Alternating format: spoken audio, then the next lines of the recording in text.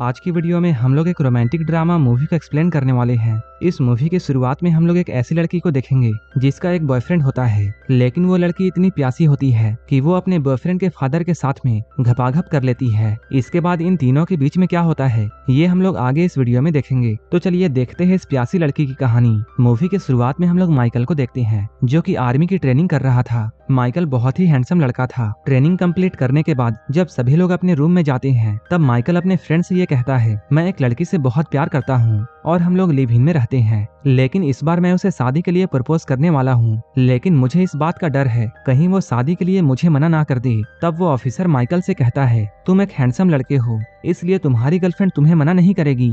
इसके बाद हम लोग माइकल को उसके घर पर देखते हैं। यहीं पर उसकी गर्लफ्रेंड एबी भी होती है। माइकल काफी दिनों बाद यहाँ आया था, इसलिए एबी उसे खुश करने के लिए उसका मनपसंद खाना बनाती है। ये दोनों एक दूसरे से बहुत प्यार करते थे। इसके बाद माइकल अपने घुटनों पर बैठकर एबी को शादी के लिए पूछता है। एबी भी शादी के लिए मान जाती है। ये दोनों बहुत खुश थे और अपनी खुशी को बढ़ाने के लिए ये लोग घपाघप कार्यक्रम चालू कर देते हैं। इसके अगले दिन जब माइकल अपनी ड्यूटी पर जाने वाला था तभी उसे हॉस्पिटल से कॉल आता है कि उसके फादर को दिल का दौरा पड़ा था, इसलिए वो हॉस्पिटल में एडमिट है। ये सुनकर माइकल थोड़ा परेशान होता है और ये बात वो एबी को भी बताता है। एबी उसे अपने डैड से मिलने जाने के लिए कहती है, लेकिन माइकल वहाँ जाने से मना कर देता है और वो एबी को बताता है, मेरे फादर और मेरे बीच में रिश्ते अच्छे नहीं हैं, क्योंकि मेरे फादर को हमेशा पैसों की पड़ी रहती है, इसलिए हम लोग कई सालों से मिले भी नहीं हैं। माइकल की बातों को सुनकर एबी उसे समझाती है, वो जैसे भी हैं लेकिन तुम्हारे फादर हैं, इसलिए तुम्हें उनसे मिलने के लिए जाना चाहिए और अगर उन्हें कुछ हो जाता है तब तुम अपनी पूरी जिंदगी पछताओगे। एबी की बातों को मानकर माइकल अपने फादर से मिलने के लिए हॉस्पिटल में जाता है। उसके फादर का नाम रोल्डन है। यहाँ आने के बाद इन लोगों को डॉक्टर से ये पता चलता है